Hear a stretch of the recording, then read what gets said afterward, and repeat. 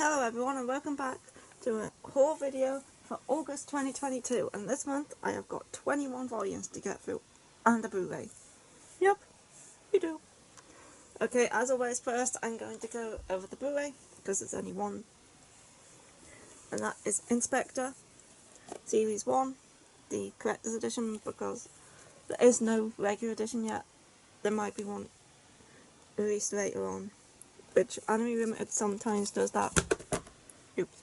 They'll release a collector's edition first and then they'll do a regular edition after if the collector's edition sells well enough. But here's the back. Anyway, I really like Inspector.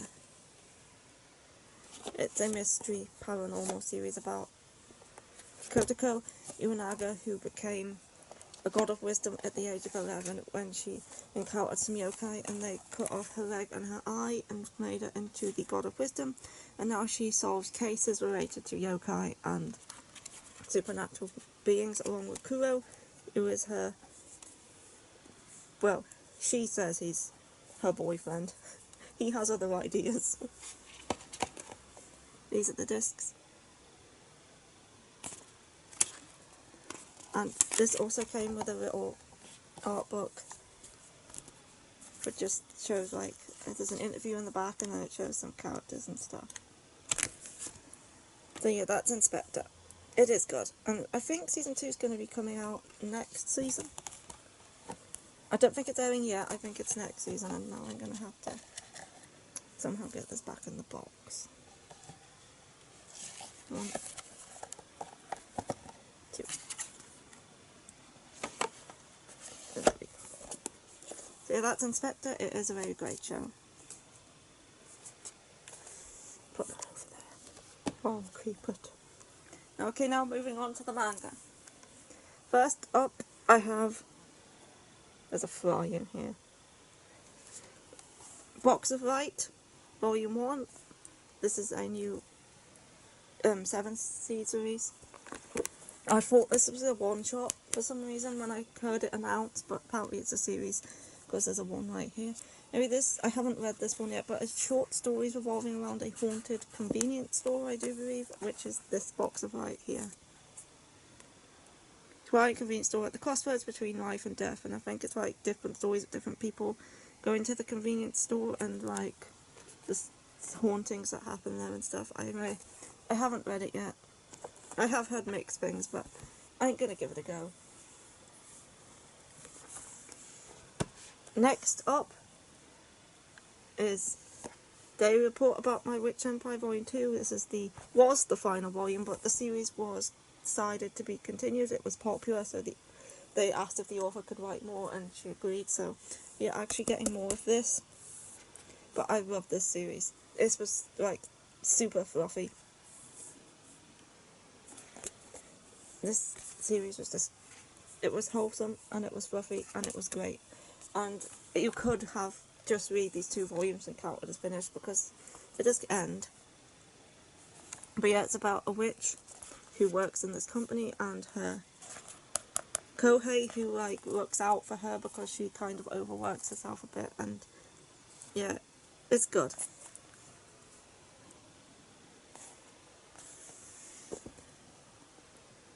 Next up I have Inspector Volume 16, which I've just talked about because of the DVD, but yeah, this is the manga. Volume 16. I keep up to date with Inspector, and this is quite a fatty. Normally the Inspector volumes range in thickness, but this is one of the wider ones. I don't think I've had one this wide since Volume 6. So yeah, Inspector Volume 16. Next I have Monthly Girls Nozaki Convoy Volume 13. This is a series that I absolutely love. This is one of my favourite comedies. And it releases quite slow, but this was a good volume, especially the first chapter. The first chapter about Ori didn't have that much time to do backgrounds, and Nozaki himself isn't good at drawing backgrounds, so he decided to make a chapter with as little backgrounds as possible, and he's thinking of ways to do that, and that was a good chapter. I enjoyed that one. And Monthly Girls Nozaki Kun is a gag comedy about a shoujo manga author called Nozaki, and he has a pen name in which he writes shoujo manga under, and he's friends with school like Sakura, and they all help him out as his assistants, and it's very good. And Sakura has a huge crush on Nozaki, but Nozaki's oblivious to it, even though it's pretty obvious to every single other character. But yeah, I very like Nozaki-kun. It's great.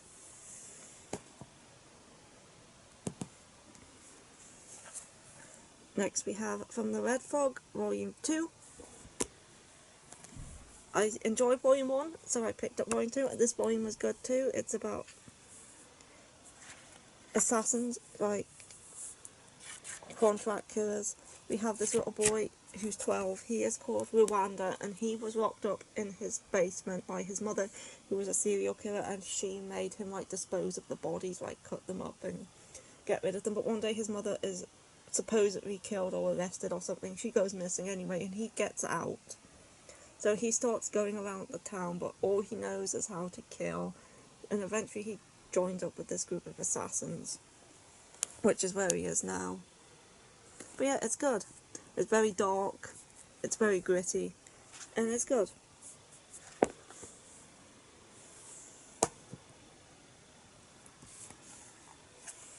Next, I have a new shoujo series called Hi, I'm a Witch and My Crush Wants Me to Make a Love Potion.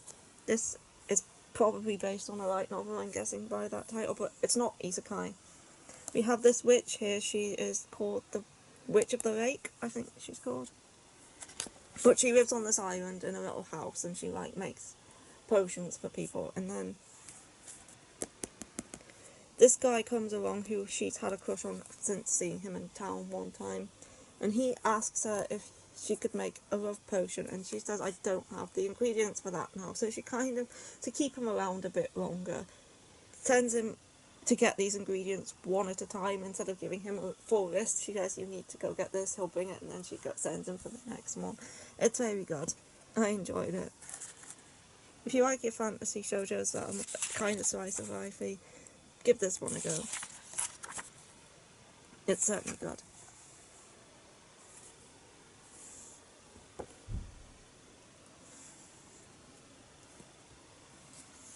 Next I have The Other World's Books Depend on the Bean Counter, Volume 1. This is a BL isekai that is based on a light novel. It's about an accountant who, he's what they refer to as, I've forgotten what they refer to him as, but like, they kind of refer to him like, I've forgotten the word they use, but he's overworked anyway. Like a bit like cattle or something like that, I'm not sure what they said, but yeah, he's overworked and he gets accidentally transported to another world when this girl gets summoned. Like, she's like it's a bit like the Saint's Magic Powers Omnipotent, in which they summon this girl and she's like a holy maiden and she has to clear the miasma around. But he accidentally gets summoned with her. And he asks, like, what do you want as compensation because we can't send you home? He's like, oh, just give me a job. So they give him a job in the accounting department, which is known as like they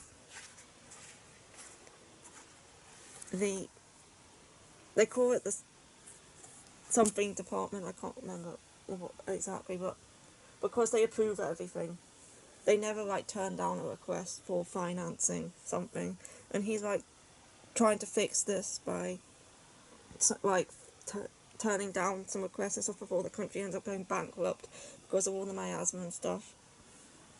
Anyway, he also meets this guy who is captain of the guard, and he has to save him in a certain way at the end. Yeah, it was good. I enjoyed this one a lot. I'll definitely be picking up more. If you like, I would recommend it if you like the Saint's Magic Powers Omnipotent. It's kind of like that, but with an accountant being the focus, and like the Saint Dog just being in the background.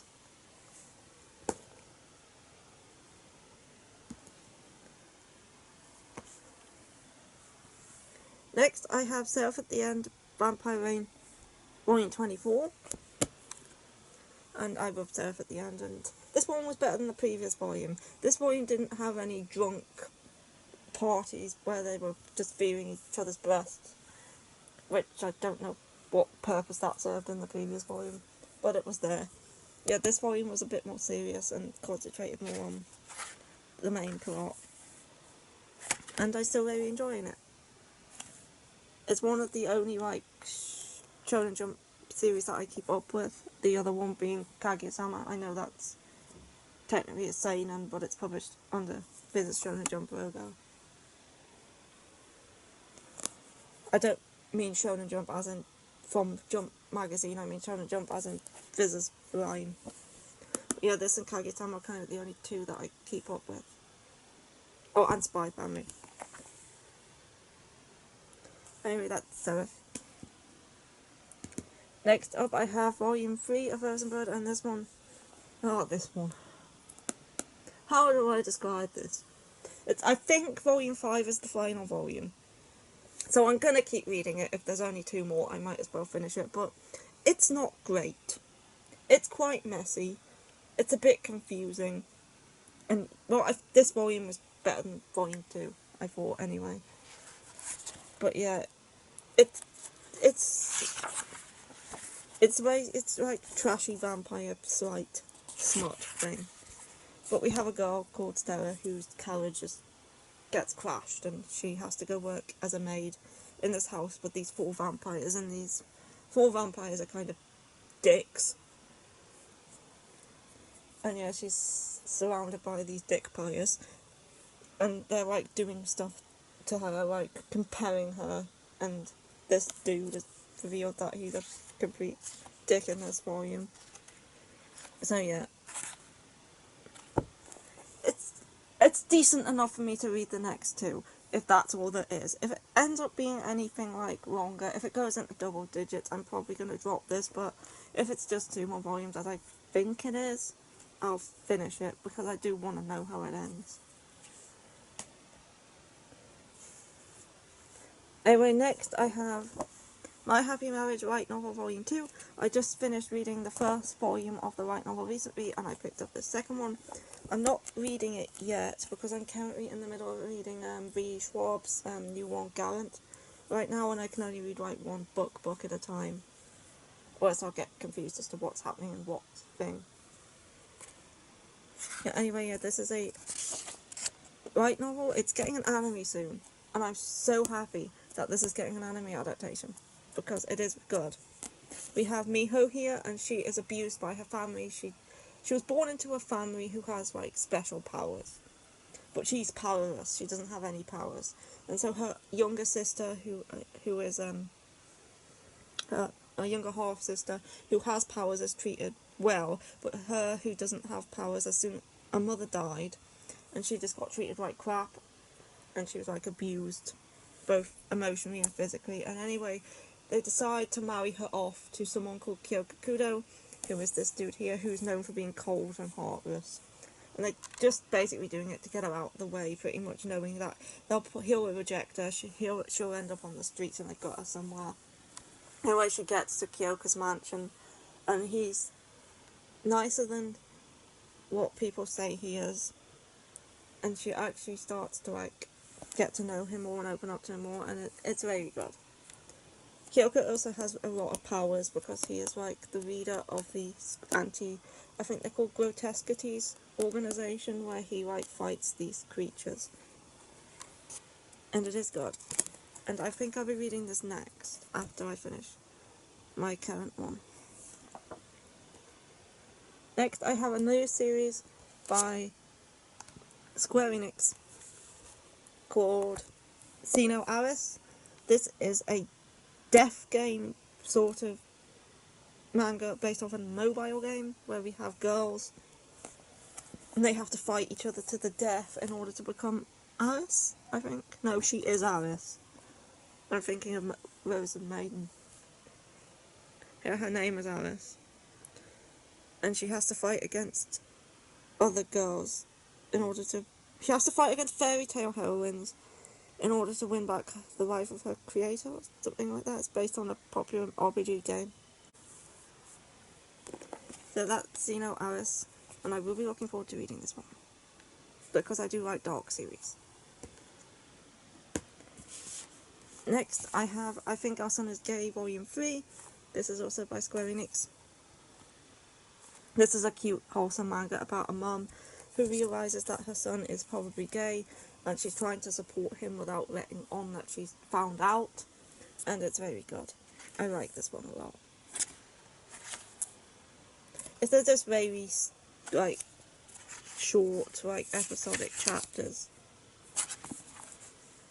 I do recommend this one. Next I have Island in a Puddle Volume 2 by Case Sanbei, author of Erased. I enjoyed Volume 1. I'm not going to talk much about Volume 1 because I think the less you know reading it, the better. But there is this boy and his little sister, and their mother is kind of leaves them home alone a lot to go work and earn money. And she'll come back every now and then and give them some money. Anyway, on one of her rare trips home, she takes the two of them to the fairground, and they get on the Ferris wheel, and she kind of just walks off and leaves them there, and then something happens whilst they're on this Ferris wheel that, like, changes their lives forever. And I won't spoil what it is. But it is good. It's only 5 volumes long, and this is a very matte volume. I do quite like the feel of this.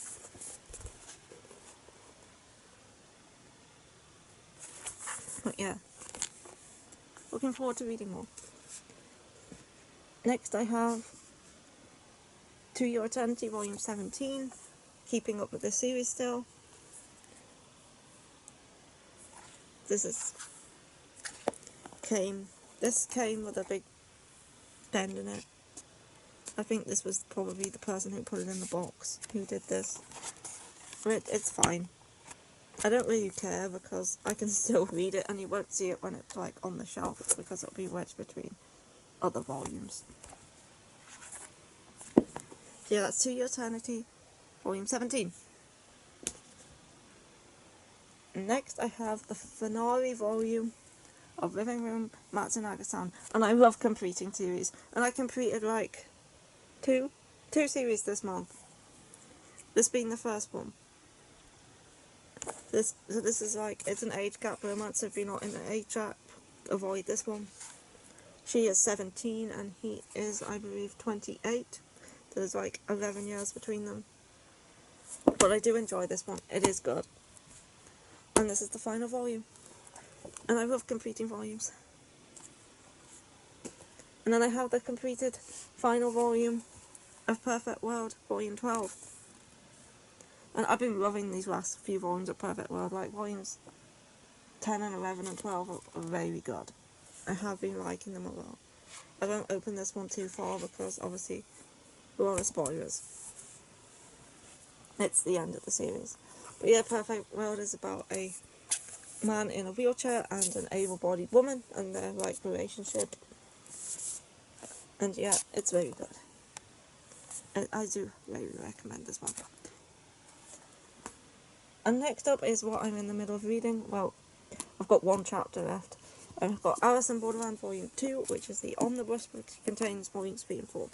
I need to finish, I've only got like the final chapter left in this, and then I'm done. I'll read it whilst this video's uploading. Yeah, I love Alice in Borderland. I really love the live action, which is why I wanted to read the manga. Although, if you have watched the live action, there is a game in it where they are in a tunnel, and they have to run down the tunnel. If you've seen it, you'll know what I mean. That's not in the manga. Though either that was created explicitly for the show, it might take place in the manga later on, and they just like moved it forward. I'm not sure. Bit disappointed that that was left out, but it wasn't really left out because this came first, but you know what I mean. So yeah, but it's still very enjoyable, and I still really like it. It's like, there's a guy called Arisu, and his two friends are just goofing around one day when some fireworks go off, and they're sent into this alternative world called Borderland, which is like Tokyo, like a year or so in the future, but nobody's there. And they have to play these games to get visa, because if their visa run out, they get shot in the head with a laser and they die. So they have to play these games in order to get visa points so they can stay alive for longer, but these games are like very deadly games. and they have to try and survive in Borderland and figure out who's doing this and how to get back home. It's good. Next up, I have To Strip the Flesh. This is a short story collection by Oto Toda, and I originally read this digitally for Pride Month because there was no physical release at the time, because the physical release didn't actually come out until July. And then I was meant to buy this in July, but I forgot, so I bought it now. But anyway, this is a short story collection where... How many stories is there? There's a few. We have To Strip the Flesh, which is the main story in here, which is about a trans man and his journey transitioning and getting his father to accept him. Then we have To Strip the Flesh Continued, which is like a small continuation. We have I Just Love My Fave, which is about Idol fans. That was probably my least favourite one. We have David in Love, which is about a statue of David. Hot Watermelon, which that one was actually a little bit confusing, but I think I got what it was trying to say. 2-page manga collection is like short stories that are completed in 2 pages. And then the rest's just like interviews and stuff. But yeah, this was good, and the first story was definitely the best one, and I do recommend this, although it's a typical Viz Media spine in which it's not aligned at all. It kind of it's not supposed to do that. It's supposed to be in the middle. And the back covers, well, these are, can kind of see how they're not actually covering the characters properly. The shiny stuff that they put on to make it shiny, you can see it's kind of not over the characters properly, it's kind of off to the side. And the same on the front. Anyway, moving on, I have a second steamship title that they released, which is I'll Never Be Your Crown Princess. I did like this more than Outbride, although I'm one of the few people who enjoyed Outbride. It's not the best. It's okay, though. But this one is better. This is an isekai about this... I forget her name, of course, I forget her name. Riddy. We have Riddy, and Riddy is like the daughter of, I think, the Prime Minister. And he wants his daughter to marry the Crown Prince, who I also forget, Frederick. But she doesn't want to marry Frederick, and she finds out that royalty have to marry virgins. They can't marry people who've lost their virginity. So she goes to this mass ball in order to lose her virginity, and loses her virginity to this dude who calls himself Apollo. But then the next day she finds out that this Apollo is actually Frederick. So she's lost her virginity to the Crown Prince, which means she can still marry him. So now she's... So yeah, oh god, I can't open that page. That isn't actually the worst page I could have opened it to, but I totally forgot about not opening certain pages in this volume, but... Yeah, I'm gonna put it down before I accidentally do that again. It's good anyway. Next up I have For the Kid I Saw in My Dreams, Volume 8. And this is also overrated, it's case anime. I enjoyed the series as well. I don't know how much longer it's going to be. It is kind of reviewing more stuff in this volume, like couple more questions got answered. But yeah, this is good. If you enjoy his other series, I would recommend this one too. And it's hardback. And last up for this month, I have the deluxe edition of Killing Stalking, Volumes 1 and 2. And 3. I'm not sure how many are corrected into this, because I don't read webcomics, so I don't know how long webcomic volumes are, or if webcomics even have volumes, or whether they're just in chapters or what. So yeah, this compiles 10 chapters of Killing Stalking. So I'm guessing they're quite long chapters. Now, Killing Stalking is a BL about a stalker who that falls for this guy, and I haven't read it yet. It's very dark, it's very disturbing, it's right up my alley then. Anyway, this dude is a stalker and he falls for this guy, not realising that this guy is actually like messed up too. I think he's a serial killer or something like that, because he kidnaps him and makes her into his like slave or something. As I say, I'm not sure. I haven't actually read this yet, but it is in full colour if I can find a page that I can open to, because I don't want to repeat the Clown Princess. So yeah, it's in full colour because webcomics are. I think it's a manhwa. I think it's Korean. Anyway, that's it for this month's haul, and I hope you enjoyed, and I'll see you for another video whenever I do one. Yep, bye-bye. Goodbye.